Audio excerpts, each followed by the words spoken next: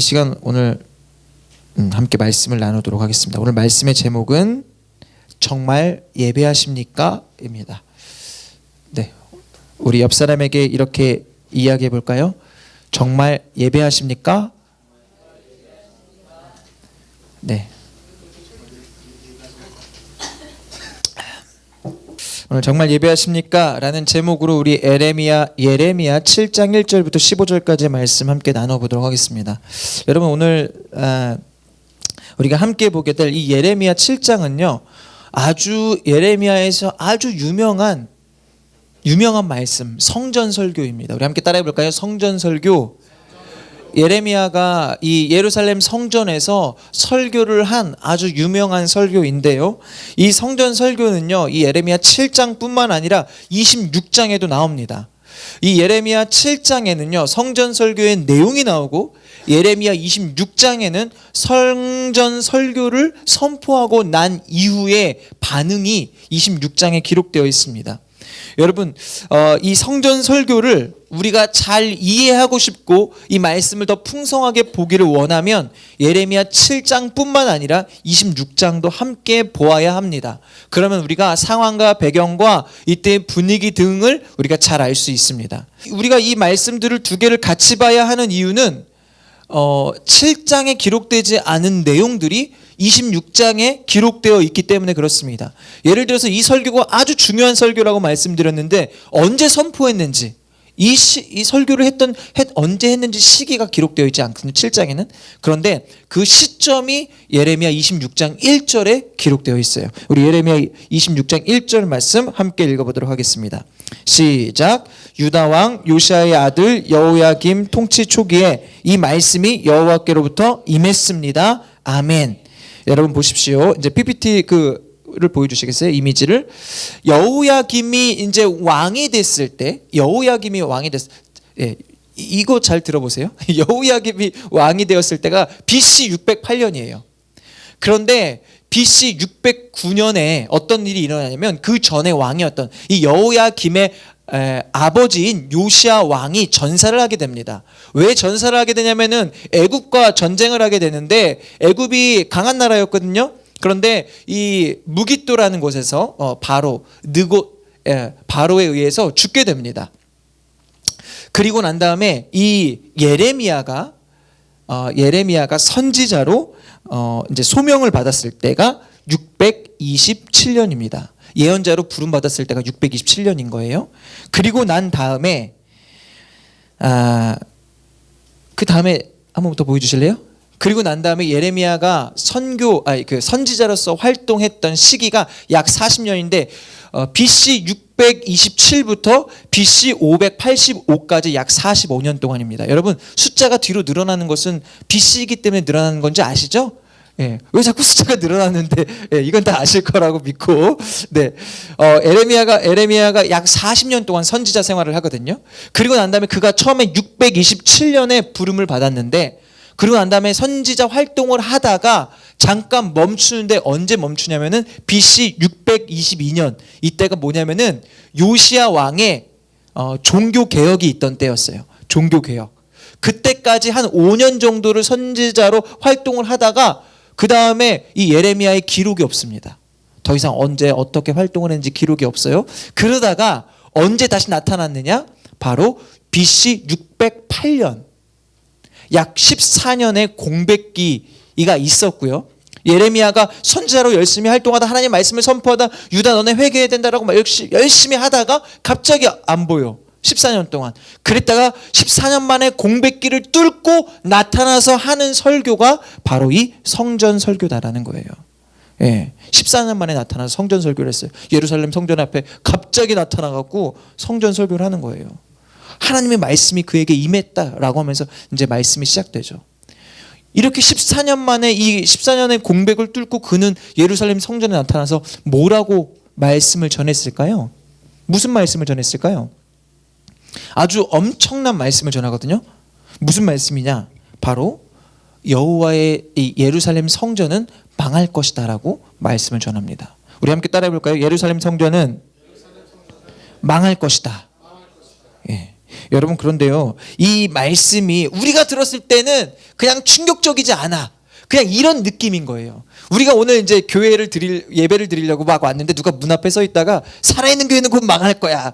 우리 예배 드리러 오는 우리한테 막 그러는 거예요. 여러분, 그러면 우리가 성도고 우리는 지금 우리 교회 가운데 하나님이 역사해 주시고 우리가 기도하면 하나님 막 들어주시고 막 우리의 마음 가운데 막 열정을 주시는데 갑자기 어떤 사람들이 와갖고 살아있는 교회는 망할 거야 라고 하면은 기분이 좋을 거야, 나쁠 거야? 저 같으면 열받겠죠. 뭐지? 이 사람? 열받겠죠. 그런데 이때는요, 이 사람들, 이 유다 백성들에게 성전은 어떤 곳입니까? 삶 자체이고 문화 자체이고 그들의 삶의 모든 중심은 성전 중심의 삶을 살았던 사람들이 이 하나님의 백성, 이 유다 백성들이었어요. 그런데 이 예레미야 선지자라는 사람이 갑자기 나타나서 예루살렘 성전이 망한다라고 이야기하는 거예요. 그런데 그들이 지금 예배하러 나올 때 어떠한 모습으로 예배하러 나왔는지 아십니까? 4절에 기록되어 있어요. 4절 말씀 함께 읽도록 하겠습니다. 시작. 이것이 여호와의 성전이다. 여호와의 성전이다. 여호와의 성전이다. 여기서 이것이 여호와의 성전이다. 여호와의 성전이다. 여호와의 성전이다 라는 것은 예배하러 오는 유다 백성들이 하는 이야기예요. 우리가 여기 이곳은 여호와의 성전이야. 야, 이곳은 여호와의 성전이야. 그렇게 이 예루살렘 성전이 여호와께서 임재하시는 여호와의 성전이다라고 이야기를 하는 거예요. 그런데 그 앞에서, 성전문 앞에서 예레미야라는 선지자는 얘네 말 거짓말이야. 얘네 말 거짓말이야. 여기는 여호와의 성전이 아니야라고 이야기하는 거예요. 예. 여러분, 그런데 그 예레미야가 이렇게 이야기했을 때 아까 제가 말씀드렸잖아요. 저도 열받을 것 같다고. 근데 실제로 예레미야는 이 설교를 하고 나서 죽을 뻔합니다. 예, 그때 그 사람들이요, 이 예레미야를 죽이려고 해요. 그 장면이 예레미야 26장 8절에 기록되어 있어요. 함께 읽어보도록 하겠습니다. 시작. 그러나 여호와께서 모든 백성에게 말하라고 명령하신 모든 것을 예레미야가 온 백성들에게 말하기를 마치자 제사장들과 예언자들과 모든 백성이 그를 붙잡고 말했다. 내가 반드시 죽어야 한다.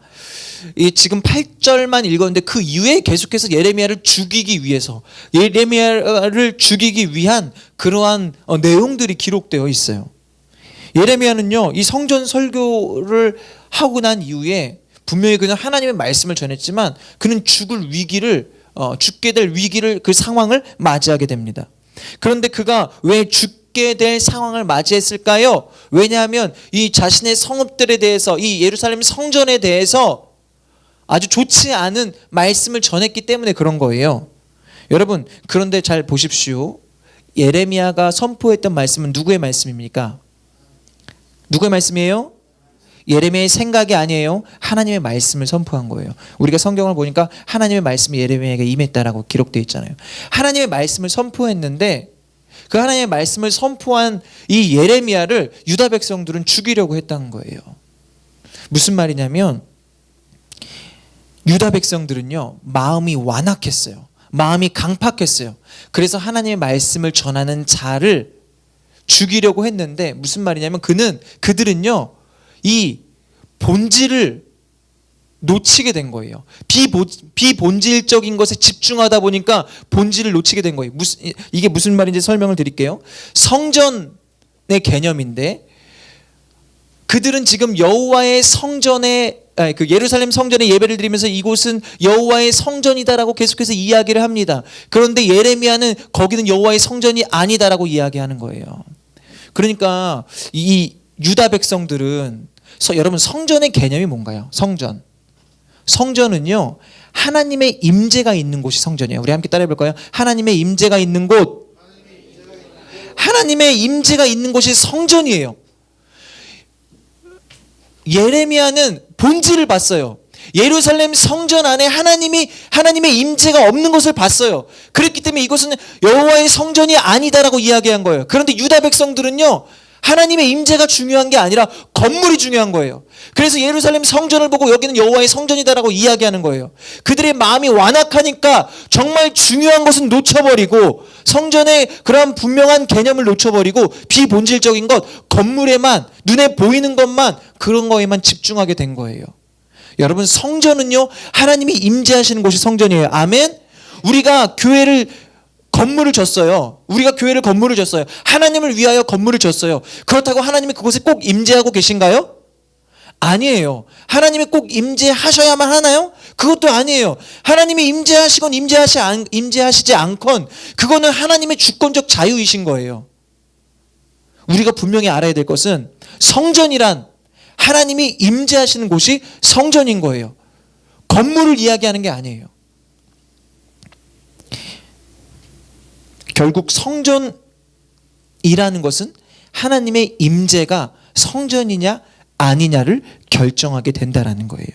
여러분, 유다 백성들은 예루살렘 성전을 보고 건물을 보고 성전이라고 이야기합니다.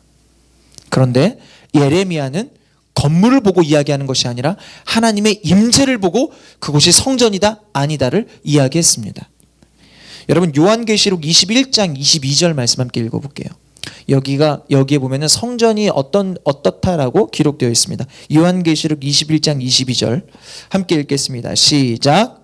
성에서 내가 성전을 보지 못하였으니 이는 주와 같이 곧 전능하신 이와 어린 양이 성전이시라. 성 안에서 내가 성전을 보지 못하였다. 교회를 못 봤다라는 게 아니에요. 건물은 있는데, 화려하고 멋진 건물들은 있는데 하나님의 임재가 있는 성전이 없다라는 거예요. 성전이 무엇입니까? 이 말씀에서 성전이 무엇입니까? 주 하나님 곧 전능하신 이와 및 어린 양이 그 성전이시다. 하나님의 임재가 바로 성전이다라는 거예요. 아멘. 하나님의 임재가 성전인 거예요. 여러분, 고린도전서 3장 16절 함께 읽어봅시다. 고린도전서 3장 16절입니다. 시작. 여러분은 자신이 하나님의 성전인 것과 하나님의 성령께서 여러분 안에 계시는 것을 알지 못합니까? 여러분, 여기서 뭐라고 기록되어 있습니까? 누가 성전이에요? 성전, 성도가, 내가, 바로 여러분이, 저와 여러분이 성전이다라고 오늘 성경이 기록하고 있습니다. 우리 옆 사람에게 이렇게 이야기합시다. 당신이 성전이군요. 시작. 예, 당신이 성전이에요. 예. 여러분, 그런데 중요한 건 이거예요. 성전은 하나님이 임재하시는 곳이라고 말씀드렸어요. 아멘. 하나님이 임재하시는 곳이 성전인데, 우리가 고린도전서 3장 16절에는 우리가 또 성전이라고 얘기했죠. 성도들이. 여러분, 그렇다면 우리가 하나님이 임재하시는 성전으로서 온전한 삶을 살고 있는가? 저와 여러분이 하나님의 성전다운 삶을 살고 있는가? 정말 성전으로서 날마다 하나님의 임재가 우리의 삶 가운데 있는가? 우린 이것을 돌아봐야 돼요. 오늘 예루살렘 성전으로 예배하러 나오는 유다 백성들에게 하나님께서 말씀하시거든요. 예배하러 오는 유다 백성들에게 하나님 말씀하시는데 뭐라고 말씀하시는지 예레미야 우리 7장 3절 말씀 함께 읽어보도록 하겠습니다. 함께 읽겠습니다. 시작. 이스라엘의 하나님 만군의 여호와께서 이렇게 말씀하셨다. 너희 행동과 너희 행위를 바르게 하라. 그러면 내가 너희를 이곳에 살게 할 것이다. 아멘. 예루살렘 성전으로 예배하러 오는 사람들에게 지금 하나님께서 말씀하시는 거예요. 여러분, 예배하러 오는 사람들에게 보통 뭐라고 이야기하겠습니까? 오늘 예배 잘 드려. 딴짓하지 마. 말씀 잘 듣고 딴 생각하지 말고 핸드폰 하지 말고 예배 잘 드려 라고 하는 게 보통이지 않겠어요? 오늘 예배 잘 드리라고. 이게 보통 하고자 하는 이야기 아니겠어요? 그런데 하나님께서 그들에게 뭐라고 말씀하시냐면 너희 행동과 너희 행위를 바르게 하라라고 말씀하시는 거예요. 여러분, 예배가 뭔가요? 여러분, 예배가 뭔가요? 알긴 아는데 말을 못하겠어요? 알긴 아는데 예배가 뭔가요? 예배는 하나님을 경배하는 거예요. 아멘? 예배는 하나님을 높여드리는 거예요. 그런데 여러분, 이 시간 우리가 하나님을 예배하고 있습니다. 아멘? 이 시간 우리 예배를 통해서 하나님이 경배 받으시고 높임 받으세요. 그런데 하나님은 이 시간 주일 오후 2시 이 시간만 높임을 받고 경배를 받으셔야 하는 분인가요? 그럼 언제 또 받으셔야 되나요? 항상 날마다 늘 영광을 받으시고 높임을 받으셔야 되는 분이 우리 하나님이세요. 아멘? 너희 행동과 행위를 바르게 하라라는 말은 무슨 말이냐면 이 시간 예배드리는 이 시간만 거룩한 척하지 말고 너의 삶을 통하여 하나님을 예배하라라고 말씀하시는 거예요. 예, 우리의 모든 삶을 통하여서 하나님은 영광 받으셔야 하는 분이시거든요. 내 삶이 예배가 돼서 모든 상황마다 모든 순간마다 하나님을 높여드리고 하나님의 이름을 영화롭게 하는 그러한 삶을 저와 여러분이 살아야 한다라는 거예요. 여러분, 그것이 예배입니다. 오늘 이 시간 우리가 드리는 이 예배뿐만 아니라 내게 주어진 모든 시간들, 그 시간들조차도 하나님은 하나님이시고 하나님은 그 시간들에서도 영광을 받으셔야만 한다라는 거예요. 여러분, 그렇게 내 삶이 예배가 되어야 돼요. 아멘? 우리 옆 사람에게 이야기합시다. 당신의 삶이 예배가 되어야 합니다. 시작. 예. 여러분, 이렇게 내 삶이 예배라면, 여러분 내 삶 자체가 예배라면 우리는 어떻게 살아야 될까요? 어떻게 살아야 될까요? 내 삶이 예배라면. 여러분, 예배 드릴 때 우리가 어떻게 예배 드리고 있습니까? 예배 드릴 때 지금 어떻게 드려요? 거룩하게 예배 드리잖아요. 예, 거룩하게 예배 드리죠. 우리가 내 삶이 예배라면 우리도 예배하듯 삶을 살면 돼요. 내가 거룩한 삶을 살면 된다라는 거예요. 우리가 예배할 때 하나님 앞에서 거룩하고 하나님을 의식하고 하나님을 의지하는 것처럼 내가 예배하듯 산다라는 것은 내 삶 속에서 하나님을 의식하고 의지하고 거룩한 삶을 살려고 노력하는 것, 여러분 그 삶을 하나님이 받으신다라는 거예요. 하나님께서요 이스라엘 백성들을 자신의 백성으로 삼으셨습니다. 아멘? 예, 그리고 난 다음에 그들에게 말씀하셨던 것이 무엇이었냐면 다른 게 아니었어요. 우리 레위기 19장 2절 말씀, 레위기 19장 2절 말씀 우리 함께 읽어보도록 하겠습니다. 시작. 이스라엘의 자손의 온 회중에게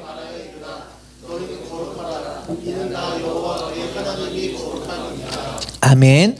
레위기 19장 2절 말씀을 통해서 하나님이 말씀하시는 이 말씀은 뭐냐면 내가 거룩하니 너희도 거룩하라라는 거예요. 우리 옆 사람에게 이야기합시다. 거룩하십시오. 시작. 왜 거룩해야 돼요? 왜 거룩해야 돼요? 우리를 택하신 하나님이 거룩하시니 너희도 거룩하라. 하나님이 우리에게 바라시는 거는 다른 게 아니고요. 너 연봉 5천만 원 돼야 돼. 너 월급 많이 벌어와야 돼.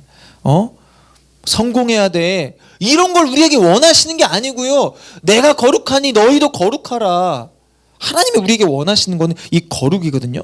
그리고 난 다음에 그들에게 무엇을 주십니까? 법을 주시잖아요. 십계명을 주시고 법을 주시잖아요. 그 법에는요, 이 레위기 말씀에는요, 어떤 내용들이 있냐면요, 예, 그들이 정말 하나님의 백성으로서 어떻게 살아야 될지 아주 자세하게 기록되어 있어요. 너무 디테일하게 기록되어 있어요. 피를 흘린 자는 어떻게 해야 되고, 무엇을 먹어야 되고, 뭐는 먹지 말아야 되고, 사람들과의 관계는 어떻게 해야 되고, 아주 자세하게 하나님의 백성이 어떻게 살아야 될지를 기록해 주셨다라는 거예요. 여러분, 이게 무슨 말인지 아십니까? 하나님은 저와 여러분의 삶에 관심이 있으시다 없으시다? 관심이 있으시다라는 거예요. 네. 여러분 아무리 사랑해도요 모든 일거수일투족에 관심을 가질 수는 없거든요. 하나님은 내 삶의 모든 부분에 모든 상황 가운데 내 소소한 나의 어떤 잡념 가운데도 관심이 있으세요. 근데 이게요 이 관심이라는 게 나를 간섭하려고 하는 게 아니고요. 이 관심은 뭐냐면요. 모든 상황 속에서 내가 너를 지키겠다, 보호하겠다, 인도하겠다라는 하나님의 의지이고 하나님의 사랑인 거예요. 모든 상황들 속에 내가 어떻게 하다가 죄를 지을 수 있잖아요. 어떻게 하다가 사탄한테 마음 뺏길 수 있잖아요. 나는 그 상황 속에서 너를 지킬 거야. 나는 눈동자와 같이 24시간 365일 난 너를 지킬 거야. 왜냐하면 난 널 사랑하니까. 넌 내 백성이니까. 그게 바로 레위기 말씀인 거예요. 여러분 우리가 그렇게 하나님의 백성으로서 하나님 말씀에 순종할 때 하나님이 우리를 보호하시고 지키시고 인도하시는데 또 그렇게 우리가 말씀대로 살면요 하나님의 지키심과 보호하심과 인도하심 뿐만 아니라 하나님은 또 다른 축복들을 우리 가운데 약속하세요. 그 축복들이 어디에 기록되어 있냐면 레위기 26장 3절 이하에 쭉 기록되어 있는데 그것은 각자 읽어보세요. 어떤 축복들이 있는지 내가 하나님 말씀대로 살 때 그리고 난 다음에 그 말씀들을 쭉 읽다 보면 눈에 띄는 구절이 있는데 바로 레위기 26장 12절 말씀이에요. 우리 레위기 26장 12절 말씀 우리 같이 읽겠습니다. 시작.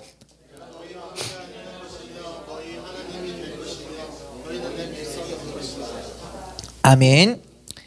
우리가 하나님 말씀에 순종할 때, 하나님 말씀대로 살 때 하나님은 우리에게 수많은 축복들을 허락하실 건데 12절에 보니까 어떤 축복이 있냐면 우리가 하나님 말씀대로 살 때 하나님이 그들과 함께 하시겠다라고 말씀하시는 거예요. 하나님이 그들과 함께 하시겠다. 여러분, 우리 인생에 있어서 복 중에 복, 축복 중에 축복이 뭔지 아십니까? 복의 근원이신 하나님이 우리와 함께 하시는 복인 줄 믿습니다. 아멘.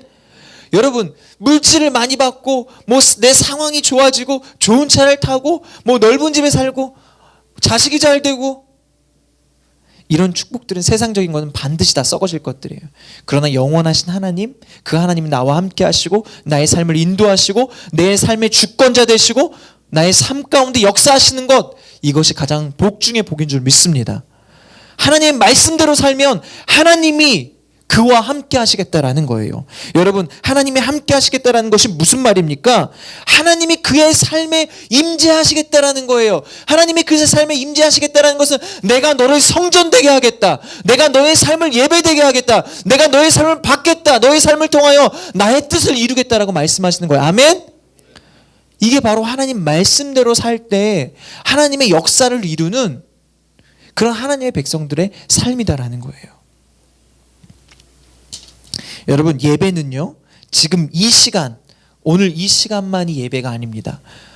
내 삶 전체가 하나님을 경배하고 높여드리고 거룩한 삶을 받아서 그 삶을 통하여서 주님이 영광 받으시고 내 삶 속에 주님이 임재하시는 것, 그것이 진정한 예배인 거예요. 여러분, 우리의 예배의 개념을 바꿔야 돼요. 주일에 이 시간 예배 드리는 이것만 예배가 아니고 내 삶 전체가 예배라고요. 우리 옆 사람에게 이야기합시다. 당신의 삶 전체가 예배입니다. 시작. 예. 여러분, 우리 그리스도인들이 잘못하고 있는 것 중에 하나가, 우리 그리스도인들이 실수하고 있는 것 중에 하나가 교회와 세상을 이분화하는 거예요. 삶과 신앙을 이분화하는 거예요. 이걸 왜 이분화하면 안 되는지 아십니까? 이거를 자꾸 이분화하니까 세상과 교회는 달라. 내 삶과 신앙은 괴리감이 있어. 그냥 이걸 너무나 정당하다라고 생각하니까 여러분, 교회에 와서 교인들이 거룩한 척 하는 거예요. 교회에 와서 성도들이 아주 거룩한 척 하는 거예요. 그냥 교회에 와서 평소대로 해야 되거든요. 근데 거룩한 척 하니까 뭔가 어색한 거죠. 우리 안에 자연스러움이 없어요. 여러분, 교회에 와서 평소대로 하십시오. 여러분, 원래 하신 대로 하시라고요. 그런데 평소대로 하는 그 모습 자체가 거룩한 삶이 되어야 한다는 거예요. 여러분, 우리 옆 사람에게 이렇게 이야기합시다. 거룩한 척하지 말고 거룩한 자 되십시오. 여러분, 그것이 예배인 거예요. 그것이 그리스도인의 모습인 거예요. 그것이 저와 여러분을 통해서 하나님이 받으시는 예배라는 거예요. 여러분, 하나님이요, 오늘 이 시간 우리 예배를 받고 계시고 이 시간 우리와 함께 하시는데 이 시간만 여러분에게 하나님이신가요? 이 시간만? 우리가 커피 마시고 다른 사람이랑 뭐 대화하고 우리가 영화 보고 이럴 땐 하나님이 아니신가요? 그 순간에도 하나님이시거든요. 하나님은 늘 하나님이세요. 내가 심지어 핸드폰 오락을 하고 있는 그 순간에도 하나님은 여전히 나에게 하나님이세요. 예. 하나님은 저와 여러분의 모든 삶을 통해서 예배를 받기를 원하시는 거예요. 여러분, 일주일에 한번 주일에 나와서 예배 드리고 난 이후에 그래, 내가 이번 주 또 하나님을 향해서 내가 할 도리 다 했다 라고 생각하는 그 마음들이 있다면 그 마음들은 틀린 마음이에요. 잘못된 마음이에요. 거짓된 마음이에요. 하나님은 늘 나에게 하나님이시거든요. 여러분, 하나님이 늘 여러분의 삶을 지키고 보호하시고 인도하기를 원하시잖아요. 맞아요? 하나님이 여러분의 삶을 평생 늘 항상 언제나 지키고 보호하고 인도하시기를 원하시잖아요. 그냥 주일에 예배하는 이 시간만 하나님이 나를 지키시고 집에 가는 그 시간에는 지키시지도 않고 그러기를 원하시는 건 아니잖아요. 여러분, 제가 주일에만, 오늘 이 주일에만 목사라면 어떨까요? 평일에는 술 겁나 먹고 놀 거 다 놀고 방탕하고 딴짓 다 하고, 예? 그리고 주일에만 거룩한 척하고 오늘은 내가 주일이니까 목사야지. 이래갖고 이거 와서 말씀 막 전하고 하나님 뜻대로 삽시다. 말씀대로 삽시다. 라고 이야기해요. 여러분 그런 목사랑 신앙생활 하고 싶으세요? 아니면 여러분 그 정말 한 주 동안 하나님 말씀 앞에서 말씀대로 살려고 노력하고 성도들을 위해 정말 눈물로 기도하고 한 사람 한 사람을 주님께 올려드리고 정말 말씀을 하나님의 마음을 가지고 성도들의 삶을 잘 돌아보면서 이들에게 정말 필요한 말씀이 무엇일까 날마다 기도하고 이러한 목사랑 신앙생활하고 싶으세요? 여러분 하나님도 마찬가지예요. 주일에만 와서 거룩한 척하고 예배 잠깐 드렸다 하나님 빠빠이 다음 주에 만나요 라고 하고 그렇게 한 주 동안 내 마음대로 내 뜻대로 살다가 다시 교회 와서 하나님 또 왔어요 이런 성도들의 모습을 하나님이 원하시는 게 아니라 하나님은 하나님의 백성에게 무엇을 원하시냐면 그의 모든 삶을 통하여서 하나님과 교제하고 하나님과 소통하고 하나님의 임재가 있을 수 있도록 거룩한 삶을 살기를 원하신다라는 거예요. 그렇게 우리의 삶을 통하여서 하나님을 예배하기를 원하신다는 거예요. 여러분 오늘 말씀을 우리가 가슴 깊이 새겨야 하는 이유가 있습니다. 왠지 아십니까? 이때 이 예레미야 선지자가 유다 시대 때 이때 말씀을 선포했잖아요. 이 시대의 유다 백성들과 지금 우리가 살아가고 있는 우리 이 시대의 그리스도인들의 모습과 아주 그 모습이 아주 흡사하기 때문에 그렇습니다. 그들이 왜 하나님께 심판을 받게 됐습니까? 그들이 결국 징계를 받게 됐거든요. 왜 징계를 받게 됐나요? 그들이 징계받게 된 이유를 우리가 교훈 삼아서 반면교사로 삼고 우리는 이러한 삶을 꼭 돌이키고 다시 돌아가야 돼요. 그렇지 않으면 여러분 우리 그리스도인들도 반드시 이렇게 징계받게 됩니다. 그들이 왜 징계를 받았을까? 여러분 지금 현재 우리나라의 교회가 몇 개인지 아세요? 우리나라의 교회가 5만 8천여 개예요. 편의점이 4만 1,000개거든요. 편의점보다 많아요. 편의점 진짜 많잖아요. 그런데 교회가 더 많아요. 그런데 매주마다 제가 생각해 봤어요. 야, 이렇게 많은 교회들이 매주마다 예배를 드리는데 어떻게 지금 이 시대에 이렇게 많은 교회들이 매주마다 하나님께 영광 돌리고 하나님을 예배하는데 어떻게 교회는 사람들에게 비판을 받고 왜 사람들이 교회를 외면하고 교회를 떠나게 된 걸까? 오늘 유다 백성들의 삶의 모습이 바로 그러했다라는 거예요. 이들은 하나님의 백성이고 성전 중심의 삶을 산다라고 하지만 실제로 그들의 삶이 어떠했는가? 여러분 그들의 삶이 어떠했는지 한번 볼까요? 예레미야 7장 9절에서 10절이에요. 예레미야 7장 9절에서 10절.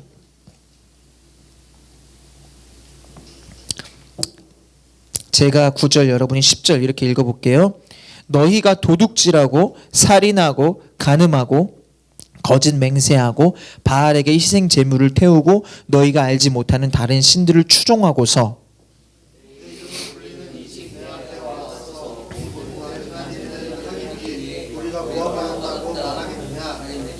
여러분 보십시오. 9절에 보니까 그들이 어떤 일들을 행했는지 보세요. 9절에 보니까 너희가 도둑질하고 여러분 하나님께서 이들에게 주신 그 법이 있고 가장 큰 이 규례가 바로 10계명이잖아요. 근데 10계명 중에서 이들이 몇 가지를 어기고 있는지를 보십시오. 도둑질하고 살인하고 간음하고 거짓 맹세하고 바알에게 우상을 섬겼다라는 거예요. 이미 10계명 이 10개의 계명 중에 이미 5개를 어겼어요. 하나님이 이 말씀대로 살아야지만 너네는 살 수 있다라고 했는데 그렇게 크게 주신 이 규범조차도 어겼어요. 여러분 그렇다면 그들의 삶을 자세히 들여다보면 얼마나 죄악이 가득하겠습니까? 얼마나 그들의 삶이 무너져 있겠습니까? 얼마나 그들 안에 죄악이 충만하겠습니까? 여러분 그런데요 그들이 그렇게 삶으로는 이렇게 아주 형편없이 무너진 삶을 살아놓고선 이렇게 여호와의 그 예루살렘 성전에 와서 그들이 뭐라고 이야기합니까? 뭐라고 이야기해요? 오늘도 우린 예배 드렸으니까 하나님이 날 구원해 주셨어. 아멘. 이러고 가는 거예요. 하나님이 너무 황당하신 거죠. 그래서 하나님이 그들에게 뭐라고 말씀하신지 아세요? 우리 따라해 볼까요? 가증하다. 시작. 네. 옆 사람 얼굴 보면서 왜 하세요? 네. 가증하지 맙시다 이러려고 했는데 왜 둘이 가증한다. 예, 가증하지 맙시다. 시작. 예. 교회만 나오면 다 되는 줄 알아. 이 시간만이 예배가 아니라니까요. 하나님이 원하시는 거는 그 시간만 예배가 아니에요. 여러분, 이 시대에 우리 그리스도인들이 왜 이렇게 힘이 없는지 아세요? 왜 이렇게 마귀에게 농락당하는지 아세요? 환경과 조건에 왜 이렇게 휘둘리는지 아세요? 우리의 삶이 예배가 되지 않기 때문에 그렇습니다. 나의 삶의 모든 상황 가운데 하나님의 함께 하심을 의지하지 않고 믿지 않기 때문에 그렇습니다. 여러분, 하나님이 무능력하신가요? 우리의 삶을 못 바꾸실까요? 우리의 삶을 못 지키실까요? 우리의 삶을 못 인도하실까요? 우리가 믿음이 없기 때문에 그러한 삶을 살지 못하고, 우리가 모든 삶을 통해서 하나님을 예배하지 못하기 때문에, 우리의 삶 때문에, 우리의 모습 때문에 복음이 싸구려 복음으로 전락해버린 거예요. 여러분, 복음의 능력이 우리 하나를 못 바꾸겠습니까? 하나님이 마귀로부터 우리를 구원하시지 못하겠습니까?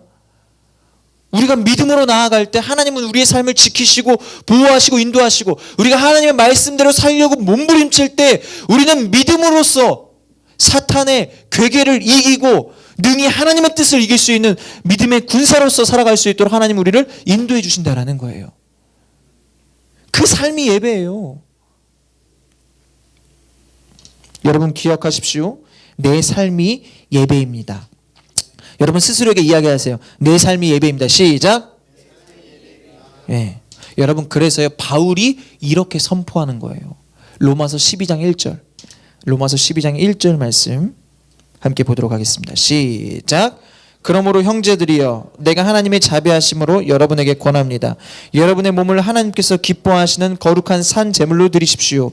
이것이 여러분이 드릴 영적 예배입니다. 아멘. 여러분, 여기에 아주 바울이 오늘 말씀에 대한 정리를 잘했어요. 무슨 말이냐면, 예배는 주일에 한 번 너희가 드리는 것만이 예배가 아니라 너희의 삶의 전체를 산 제사로 너가 제물되어서 너의 삶을 통하여 하나님께 올려드리는 것, 이것이 우리가 드릴 영적 예배다라고 선포하고 있습니다. 여러분, 이것을 두 글자로 이야기하면 뭔지 아세요? 예배. 이게 아니고요. 이게 아니고요. 이걸 두 글자로 줄이면 뭔지 아세요? 우리 함께 따라해 봅시다. 헌신. 헌신. 헌신은요, 내가 막 희생당하고 내가 막 수고하고 이런 게 아니고요. 이런 게 아니고요. 여러분, 헌신이 뭡니까? 드릴 헌 몸신이에요. 나의 몸을, 나의 삶을 주께 드리는 게 헌신이에요. 자꾸 지금 뭐 교회들이나 뭐 다른 데에서 헌신하라고 한다, 그 헌신은 괜히 막 열정과 막 그들의 어떤 이 노동력을 자꾸 해갖고 이 헌신이라는 게 되게 거부감이 있는데, 이 헌신이라는 건요, 나의 몸을 주께 드리는 것이 헌신입니다. 예. 여러분, 그런데요, 우리의 몸을 주께 드리는 것, 내 삶 전체가 예배되기 위해서는, 이 예배가 구체적으로 내 삶 가운데 드러나기 위해서는 우리가 헌신, 나의 몸을 주께 드려야 되는데, 여러분, 이 헌신은요 구체적으로 무엇으로 표현이 되냐면 시간과 물질로 표현이 돼요. 우리 함께 따라해 볼까요? 시간과 물질. 시작. 이 헌신이라는 것은 시간과 물질로 구체화된다는 거예요. 여러분이 좋아하는 거에 여러분 무엇을 드리는지 아십니까? 여러분이 좋아하는 거에 여러분은 시간을 드리고 물질을 드립니다. 보세요. 여러분이 좋아하는 거에 시간 안 드리세요? 여러분이 좋아하는 건, 사랑하는 거에는 반드시 시간과 반드시 물질을 드릴 수밖에 없어요. 그러니까 제가 지금 이제 교회를 위해서, 여러분, 여러분 교회를 사랑한다면 교회를 위해서 시간과 물질을 드려야 돼요. 제가 헌금하라 얘기를 하는 게 아니에요. 여러분이 사랑하는 거에 여러분이 시간과 물질을 드리고, 그게 헌신이고, 그게 결국에는 우리가 예배하고자 하는 것들이 시간과 물질로 구체화가 되는데, 여러분 교회를 사랑한다면 그것들이 바로 헌신으로 나타나야 되고, 그 헌신은 시간과 물질로 표현이 되어야 된다는 거예요. 결국 그럴 수밖에 없고요. 그리고 여러분 성도들을 사랑한다면 어떻게 되나요? 성도들에게 시간을 드려야 되고 물질을 드려야 됩니다. 여러분, 하나님을 사랑한다면 하나님을 위해서, 하나님을 향해서 무엇을 드려야 돼요? 어렵나요? 하나님을 향해서 시간을 드리고 물질을 드리는 거예요. 여러분, 그런데요, 참 신기한 게 뭔지 아세요? 여러분이 교회에 나와서 이렇게 예배를 드리잖아요. 그리고 헌금도 하잖아요. 그런데 놀라운 것은요, 내가 이렇게 시간을 드리고 물질을 드려도 전혀 아깝지가 않고 오히려 더 감사하고 기쁘고 하나님의 은혜임을 고백하게 됩니다. 왠지 아십니까? 그것이 바로 예배이고 그리스도인의 삶의 온전한 모습이기 때문에 그렇습니다.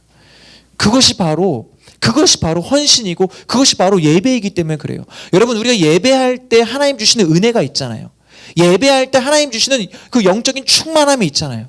우리가 주님을 위하여 나의 몸을 드릴 때, 시간을 드리고 물질을 드릴 때 이것이 나에게 기쁨이 되는 이유가 무엇입니까? 그것이 예배이기 때문에 그렇습니다.